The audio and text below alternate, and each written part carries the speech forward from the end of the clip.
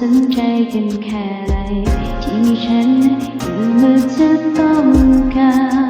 รได้เสมอตอบสนองเมื่อเธอเหงาเธอมีฉันเป็นที่พึ่งพาและสุดท้ายเธอก็ยังมีฉันบอกมาแล้วใจเย็นแล้วก็รับรู้ที่ฉันนั้นพูดว่าขอบใจ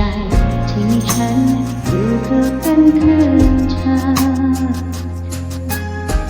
แต่ว่าฉันอยากจะถามเป็นคำถามที่ไม่ยากเกินความเข้าใจสิ่งที่ฉันรู้สึกอยู่เสมอเธอมีฉันแต่ว่าฉันมีใครเมื่อฉันเหงามีสิทธิ์ไหมได้พบเธอเธอยังมีฉันแต่ไม่รู้ทำไม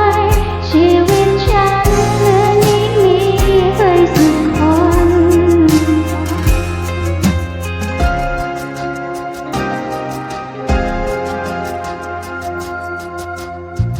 ได้ยินว่าเธอนั้นบอกทุกครั้งว่าฉันเป็นเพื่อนที่ดีแต่ละครั้งก็จะมีแค่ฟังแต่ว่าฉันอยากจะถามเป็นคำถามที่ไม่ยากเกินความเข้าใจสิ่งที่ฉันรู้สึกอยู่เสมอเธอมีฉันแต่ว่าฉันมีใครเมื่อฉันเหงามีสิทธิ์ไหมได้พบเธอเธอยังมีฉันแต่ไม่รู้ทำไมชีวิตฉันเหมือนไม่มีใครสักคน